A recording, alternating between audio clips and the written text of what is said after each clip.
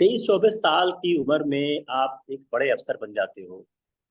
यह और कहीं इतना आसान नहीं होता। अगर आप एक इंजीनियर हो, डॉक्टर हो, वकील हो, नेता हो, समाज सुधारक हो, जो भी आप हो। Hello everyone. So I hope you all are doing great.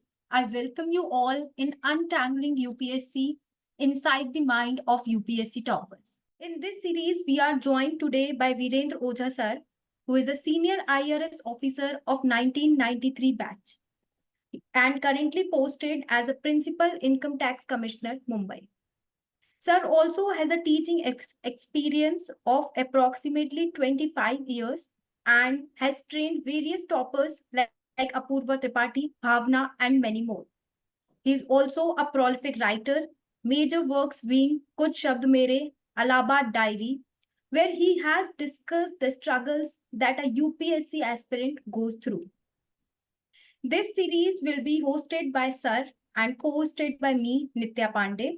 I work as a senior mentor at Prep IAS and also as a faculty of History, Society and Ethics. So without wasting any time, let's start today's discussion. So sir, पहला सवाल मैं आपसे पूछना चाहूंगी और ये भी जानना चाहूंगी कि what is this series all about?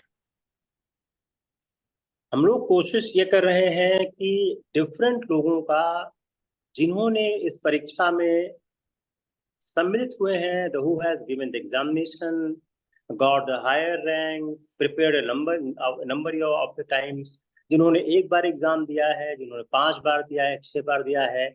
We want to understand from those people what is about the exam and how we can have the success in this examination. एक लंबी प्रक्रिया है परीक्षा की, कई साल लेती है, बहुत तरह की मानसिक प्रक्रियाओं से व्यक्ति को गुजरना होता है. We want to understand then how people should prepare this exam having the coolness and control over mind. So sir, basically ये सीरीज स्टूडेंट्स को हेल्प करेगी ऑलरेडी उन लोगों के एक्सपीरियंसेस से जो वहां तक पहुंच चुके हैं और एग्जाम की सारी स्टेजेस से गुजर चुके हैं. तो क्या गलतियां उन्होंने की और क्या इम्प्रूवमेंट उन्होंने किया, ये इस सीरीज से एस्पिरेंट्स को सीखने को मिलेगा. सीरीज हम लोगों ने लाने के लिए सोचा क्यों? सबसे बड़ा प्रश्न तो पहले यही है. हर साल आप देखते हैं कि टॉपर्स होते हैं, उनके इंटरव्यू आने लगते हैं, उनकी ओपिनियन आने लगती है. बहुत बार वह चीज सामने नहीं आ पाती है. Those things is not coming the picture. जो रिक्वायरमेंट है, ये कह देना कि आप यह किताब पढ़ लो, आप इस तरह कर लो, वह पूरी प्रक्रियाओं को पूरी तरह से सम्मुख नहीं लाता है. Is all not taken in forward of the before the aspirant. Therefore we wanted to have a complete mind of an aspirant. तो उसके दिमाग में क्या चल रहा था व्हेन ही और she was preparing for an examination. तो जब वो एग्जाम के लिए तैयारी कर रहे थे, उस समय किताबें तो सब जान जाते हैं, किताबों में बहुत बड़ा प्रश्न नहीं है.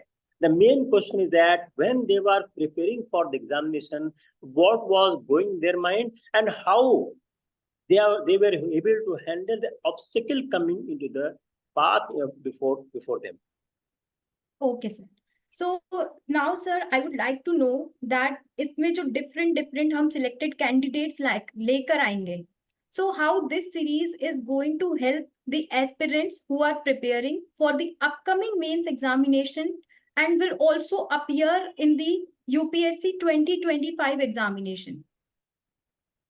कई कई एस्पायरेंट हैं जो फर्स्ट अटेम्प्ट में सेलेक्ट हो जाते हैं, कई एस्पायरेंट 5-6 अटेम्प्ट लेते हैं, कई 3-4 लेते हैं. So we are interested to have all those aspirants who have been selected in first attempt and who has taken the 5 or 6 attempts. इन दोनों एस्पायरेंट्स की बात अगर आप जान जाएंगे तो आपको समझने में आसानी होगी कैसे हम एग्जामिनेशन दें. ये किसी एस्पायरेंट को पता नहीं है कि whether he or she is going to selected in the first attempt or fourth attempt or sixth attempt. But everyone has to ready for the worst. उसके लिए आपको एक मेंटल स्टेटस पे तैयार होना होता है. उसके लिए हम लोग प्रयास करेंगे. ये सब कह देते हैं राइटिंग प्रैक्टिस करो. भाई राइटिंग प्रैक्टिस होती क्या है? आपने कुछ पढ़ाई लिखाई नहीं की है, उस समय राइटिंग प्रैक्टिस कैसे करो? राइटिंग प्रैक्टिस डे 1 से होनी चाहिए. जब आपकी प्रिपरेशन नहीं है तो भी होनी चाहिए. जब आपने प्रिपरेशन नहीं की है तो राइटिंग प्रैक्टिस कैसे की जाए? We try to guide aspirants, जो एकदम नया नया इस फील्ड में एंटर कर रहा है, कैसे वह अपने आप को तैयार करे उस परीक्षा के लिए जो इस देश की सबसे बड़ी परीक्षा है। इस एग्जाम के 2 पैटर्न, एक प्रीलिम्स का है, एक मेंस का है। फिर थर्ड पैटर्न आता है इंटरव्यू का। हम लोग इंटरव्यू की बात बाद में करते हैं, पहले प्रीलिम्स और मेंस की बात कर लेते हैं। जो लोग 2025 में एग्जाम देने जा रहे हैं मेंस का, उनकी तैयारी प्रीलिम्स के तुरंत बाद ही स्टार्ट होनी चाहिए। सिविल सर्विसेज की परीक्षा 3 स्टेज की है, प्रीलिम्स की, मेंस की, इंटरव्यू की।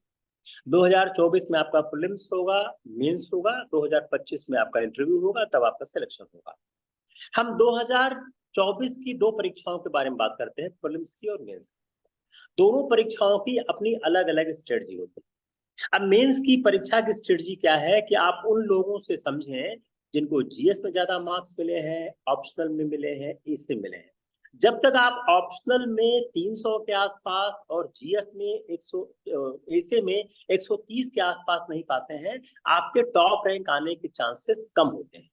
इसलिए हमको समझना पड़ेगा कि कैसे हम जीएस में 420, 25, 30 मार्क्स पा जाए, ऐसे में हम 130 के आसपास पा जाए और ऑप्शनल में हम अपने 300 के आसपास मार्क्स पा जाए। उसके लिए हम डिफरेंट तरह के लोगों को लाने की कोशिश करेंगे जिनके अपने अपने सब्जेक्ट में बेहतर मार्क्स हो। तो आप समझ सकेंगे उन्होंने ऐसा क्या किया था कि उनको जीएस में 430-35 मार्क्स मिल गए, उनको ऐसे में 130-35 मार्क्स मिल गए, ऑप्शनल में अराउंड 300 मिल गए। तो ऐसे लोगों को हम आपके सामने लाएंगे और उनकी बातें आपको हम समझाने की कोशिश करेंगे। Okay, sir. And sir, how will it help to those aspirants who are appearing in UPSC 2025 examination? उनको कैसे ये प्रीलिम्स में हेल्प करेगा? देखिए, आज के जमाने में जो नया पैटर्न आया है, उस नए पैटर्न में कोई प्रीलिम्स की तैयारी नहीं रह गई है, मेंस से ही प्रीलिम्स निकलता है।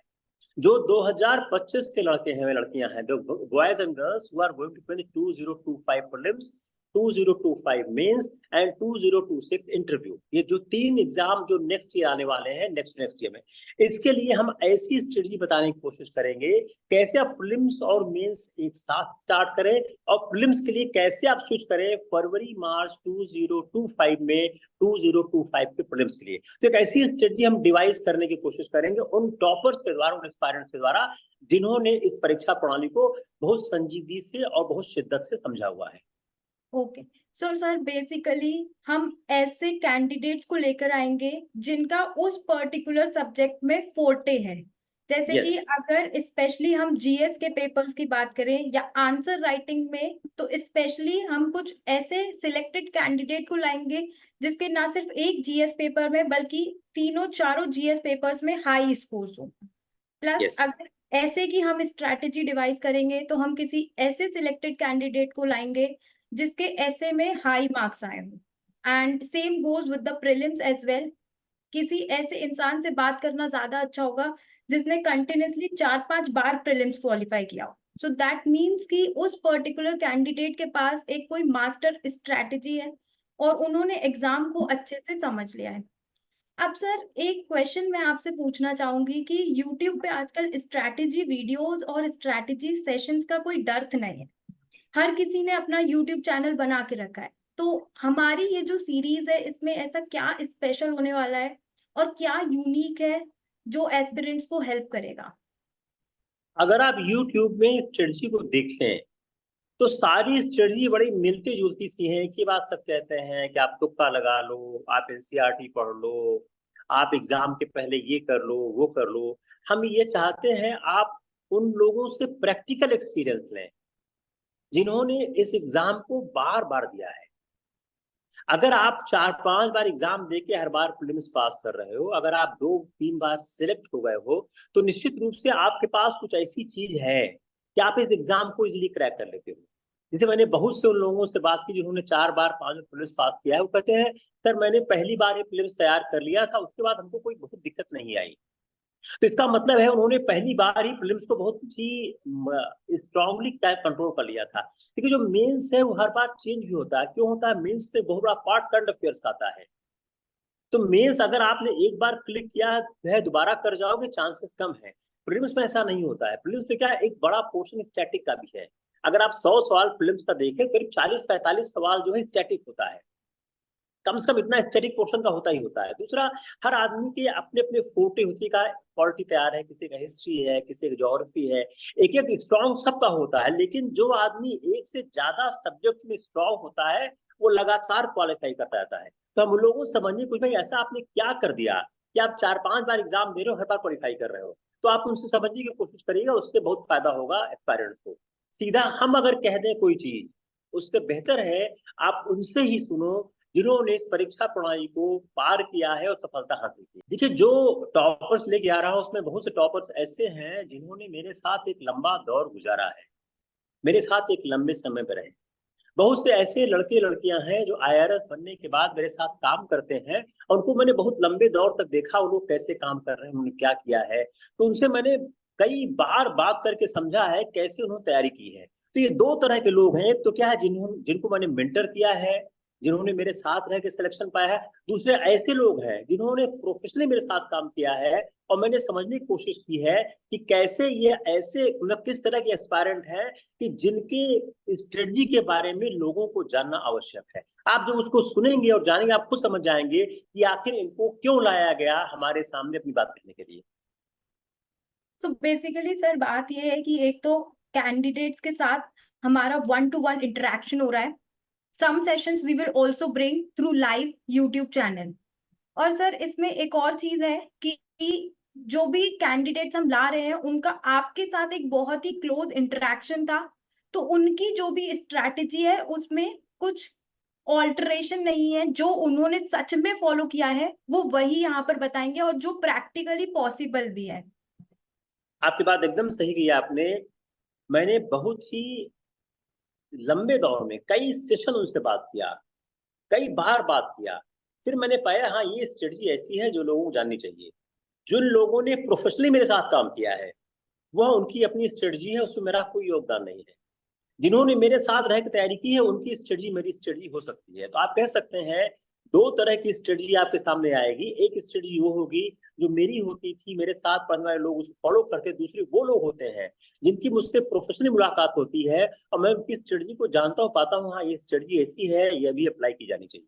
तो आप कह सकते हैं कई तरह की स्ट्रेटजी आपके सामने आएगी, जिस एस्पायरेंट को जो स्ट्रेटजी सूट करती है वो उसको फॉलो कर सकता है। सर अब इस सेशन को मैं एंड करना चाहूंगी एक लास्ट क्वेश्चन के साथ। जैसा कि हम देखते हैं कि यूपीएससी एक बहुत ही कॉम्पिटिटिव एग्जाम है और ये एक मैराथन है, स्प्रिंट नहीं है। एक साल आप प्रिपरेशन करते हैं, फिर पूरा एक साल आप एग्जाम देते हैं। इसके लिए आपको बहुत सारे सेक्रीफाइसेस करने पड़ते हैं। दिन में 13-14 घंटे पढ़ना पड़ता है, अपनी सोशल लाइफ से आपको कट ऑफ करना पड़ता है। तो क्या ये सेक्रीफाइसेस वर्थ इट हैं? आप इसमें कुछ, if you can throw some light regarding the life in Labasna and the conditions in the services. देखिए, कोई व्यक्ति क्या प्रोफेशन चूज करे, किस तरह की लाइफ चूज करे, वह उसका अपना व्यक्तिगत चुनाव होता है। लेकिन जो ये एग्जाम देता है वह बहुत कम एग्जाम व्यक्ति को दे पाते हैं। 23-24 साल की उम्र में आप एक बड़े अफसर बन जाते हो, यह और कहीं इतना आसान नहीं होता। अगर आप एक इंजीनियर हो, डॉक्टर हो, वकील हो, नेता हो, समाज सुधारक हो, जो भी आप हो, आपको 10-15 साल लगता है अपनी पहचान बनाने में।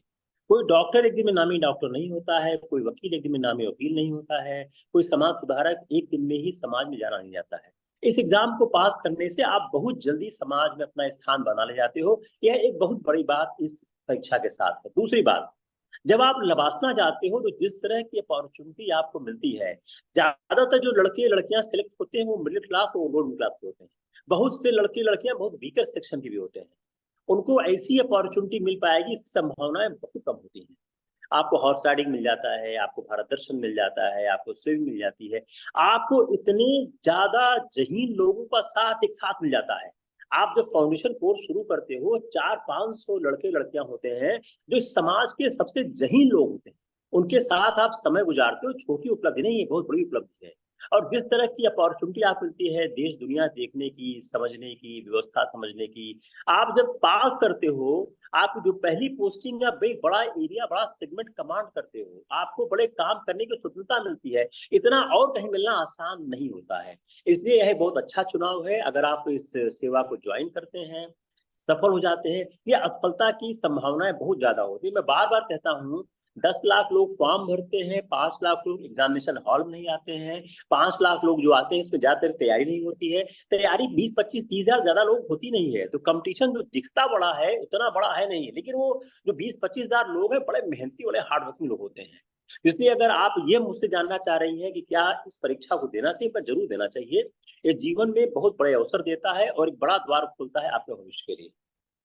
Okay, so sir basically the thing is that जो भी आप 6 to 8 may be 6 to 8 hours जो आप पढ़ते हैं और या फिर उससे ज्यादा पढ़ते हैं और खुद को जो आप आइसोलेशन में रख रहे हैं 3-4 सालों के लिए, वो आप लबासना जाकर वहां पर आपको इतनी अपॉर्चुनिटीज मिलती हैं, हायर ऑफिशियल्स और डिग्निटरीज से आपको मिलने को मौका मिलता है। देन अपार्ट फ्रॉम दैट आपको समाज के लिए काफी कुछ करने की अपॉर्चुनिटीज हैं और ऑटोनॉमी ऑफ डिसीजन मेकिंग है। तो और लेकिन आप काफी डाइवर्स एरियाज में आपको आप काम कर सकते हैं, तो ऐसा नहीं है कि आपको रोज एक ही काम करना है, आप अपने इंटरेस्ट का भी डाइवर्सिफाइड रख सकते हैं। So okay. आपकी बात एकदम ठीक, आप एकदम ठीक है। You have a lot of opportunity. सबसे बड़ी बात, इतनी कम उम्र में इतनी अपॉर्चुनिटी मिलना आसान नहीं होता है। जैसे जब मैं ट्रेनिंग में था, मैंने मानिक शाह को देखा, मैंने रुबेरे को देखा, मैंने सुंदरलाल बहुगुणा को देखा, मेधा पाटेकर को देखा। कहाँ चांस मिलता है। इलाहाबाद के छोटे से एक कस्बे में रहता था, छोटे से मोहल्ले में रहता था, वहां के आदमी को कहाँ चांस हो सकता है। आप देखिए ना, जो अब कहते हैं, अब जो अगले अपने जो कहते हैं लोग आएंगे जो अपनी टॉक देंगे, आप उनसे पूछिएगा, आप जानेंगी कि किन किन लोगों से उन्होंने इंटरेक्ट किया है। और एक बहुत बड़ा आपके व्यक्तित्व में परिवर्तन होता है, आपकी पर्सनालिटी ग्रो करती है। आप जिस समय लवासा इंटर करते हो और जब आप वहां से बाहर आते हो, उन करीब 18-20 महीनों में आप पूरी तरह से बदल जाते हैं। आप वह नहीं रह जाते हैं जो लवासा में इंटर करता है। एक नया व्यक्तित्व लवासा से बाहर निकलता है, जो समाज के लिए बहुत ही सार्थक कार्य करता है। Okay. Okay. Thank you, sir, for interacting with us. And now I would like to end it कि यूपीएससी बहुत ही ज्यादा पॉसिबल है अगर आपकी एक स्ट्रैटेजिक और कंसोलिडेटेड प्रेपरेशन हो। And now in this series, we will be dealing up with the questions of how to approach the NCRTs, how to incorporate mock test and answer writing in your preparation, how to deal with the vast syllabus and complete it on time through multiple revisions. So till then, stay tuned and stay updated.